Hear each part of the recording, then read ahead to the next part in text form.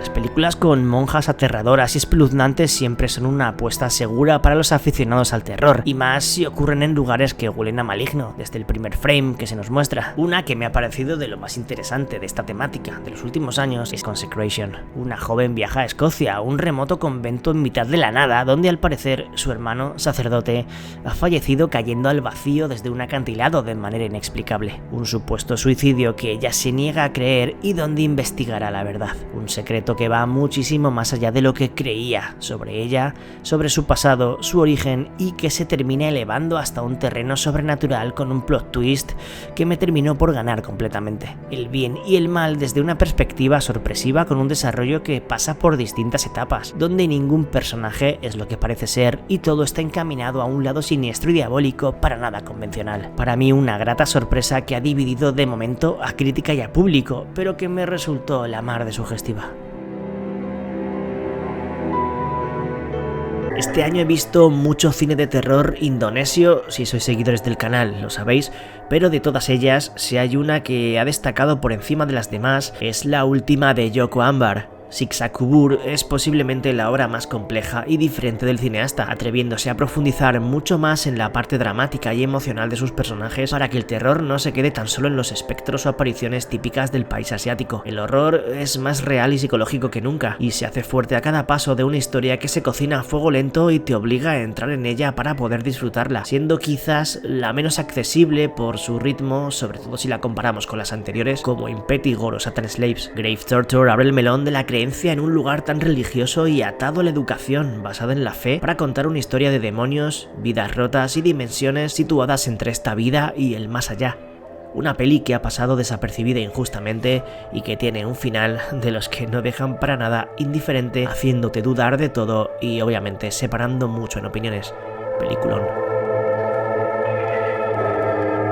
Volvemos a comenzar el puesto hablando del director en cuestión, otra carrera sin duda particular con títulos clásicos y queridos por muchos en el género, como Creep, Severance, Triangle o Black Death. Un gran currículum que ha ido bajando en potencia con el paso de los años, pero ha ido dejando algún que otro largometraje interesante. Por ejemplo, este que vemos aquí, donde lejos de la excelencia y de resultar lo suficientemente innovador, construye un relato sólido que mezcla la religión y el drama familiar con el terror sobrenatural clásico. The Vanishing nos hace viajar a Inglaterra a los años 30, concretamente a la supuesta casa más encantada de todo el país. Allí, una mujer viaja junto a su marido, reverendo, y su hija. Una familia obviamente muy devota y religiosa que va a ir descubriendo los misterios y peligrosos secretos del pasado que oculta esa mansión y que no se han ido jamás de entre sus paredes. Como veis, un cuento genérico y muy estándar en cuanto a la temática dentro del miedo, y que no cuenta con demasiadas novedades en su desarrollo, pero su buena dirección y la intriga que genera la hacen una opción que no defrauda a los más fanáticos de las casas embrujadas y de las historias clásicas.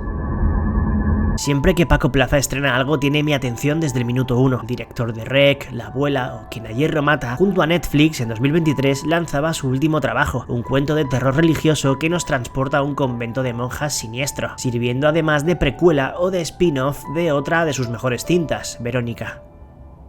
Hermana muerte. Nos vamos a la España de la posguerra, donde conocemos a una joven monja con sensibilidades especiales para ver y sentir cosas que nadie más puede. Dones sobrenaturales que en el lugar al que ha ido a parar a dar clase van a estallar, casi rebelándose contra ella.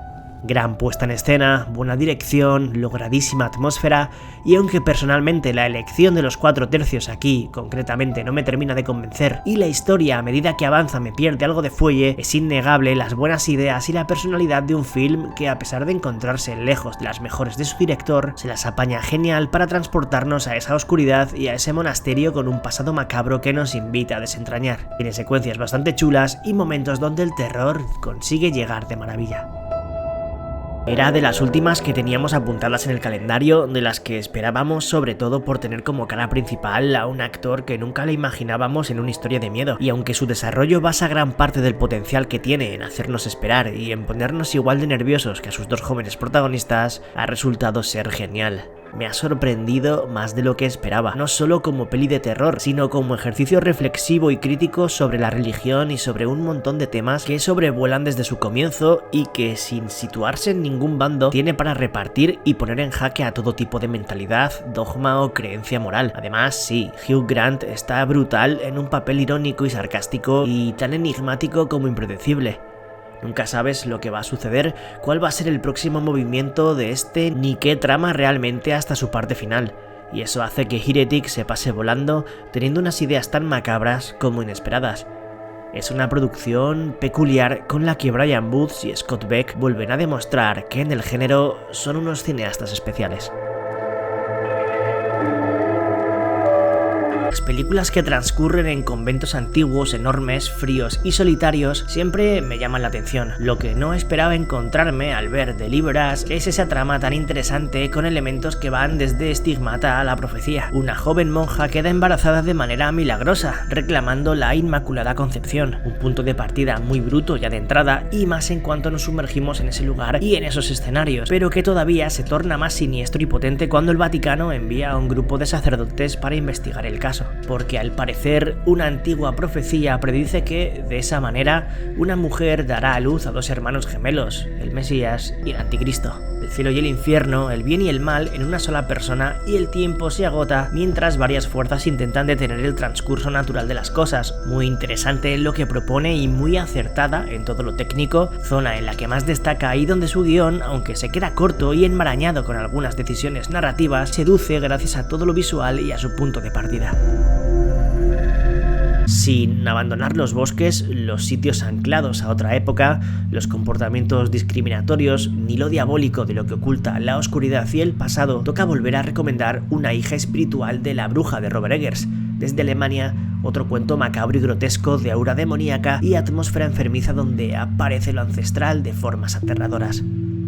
Hagasusa nos transporta al siglo XV, a una pequeña zona en los Alpes donde una joven se hace cargo de todo desde el fallecimiento de su madre. Sola en un lugar silencioso en el que parece acechar la sombra de algo malévolo, su vida va convirtiéndose en un miedo continuo cuando cree estar convencida de que una fuerza sobrenatural la habita cerca, haciéndose cada vez más notoria. Pocos diálogos, un entorno hostil y el horror que llega a través de la bestial ambientación de su poderosa dirección y apartado técnico. Si entras es como un viaje largo a un rincón de pesadilla muy potente. Eso sí, hay que entrar. A mí me parece una pequeña maravilla del folk horror y de lo que estamos tratando en este vídeo.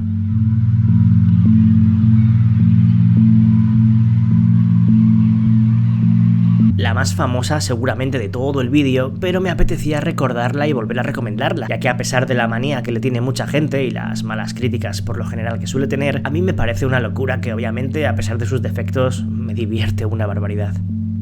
Jerusalem. Unos turistas que se encuentran en la ciudad que da título al film cuando de repente comienza una especie de sinsentido donde aparecen desde criaturas aladas con pinta demoníaca hasta seres gigantes. Una especie de apocalipsis que mezcla un montón de subgéneros y que con la narrativa del metraje encontrado regala una de las fumadas más potentes vistas así. De hecho, hace unos años se anunció una segunda parte, proyecto que imagino que quedaría en nada o detenido porque no hemos vuelto a saber demasiado, una pena. Con cierto trasfondo religioso y la crítica política que deja entrever, Jerusalem es una cinta que utiliza a la perfección muchos elementos que ya hemos visto en el género, los fusiona y los hace suyos llevando a cabo un largometraje único y clave para los más fanáticos a esto.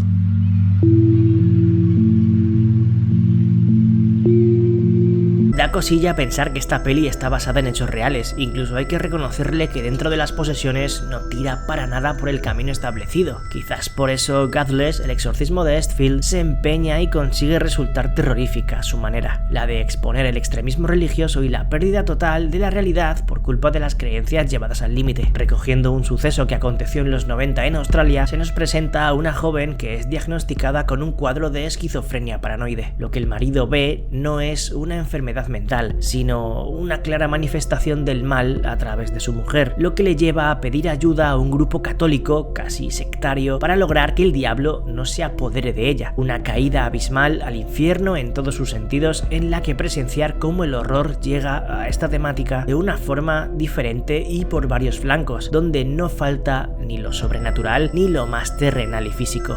Muy recomendable.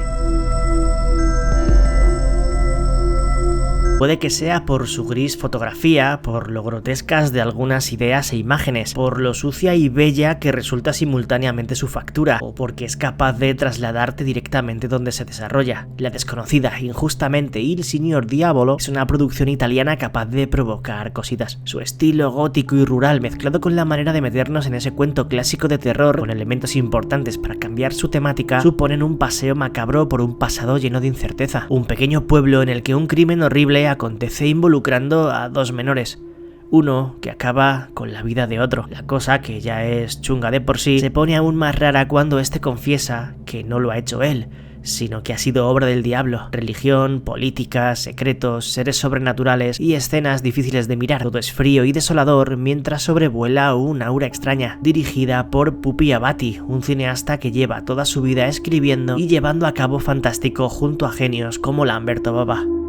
Giramos de nuevo y otra vez en la temática de terror religioso, comprobamos que no todo tiene que ser posesión, exorcismo y conventos malditos. Una de las películas más interesantes e hipnóticas de los últimos años, al menos para mí, una historia bajo la nieve con un grupo de personajes en una cabaña en la que todo el tiempo sentimos que puede explotar en cualquier momento. The Lodge, de los creadores de Goodnight Mommy, nos presenta a una familia viajando para pasar unos días en la vieja casita de madera apartada en mitad del bosque. Lo primero que huele raro es la relación de los hijos con su madrastra, a la cual se ve que no tragan mientras ella hace todo lo posible por mejorarlo.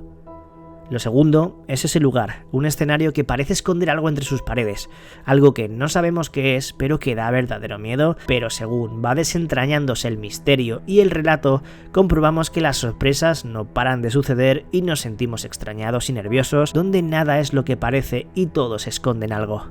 Si no la habéis visto, huid de trailers y de sinopsis y dadle al play. Gracias eternas a los bichos, miembros del canal y a los mecenas de Patreon por seguir ahí dándole amor a esto. Si os quiere un huevo, y gente, que nos vemos en la próxima. Un saludo a todos y a todas de parte de Bicho14.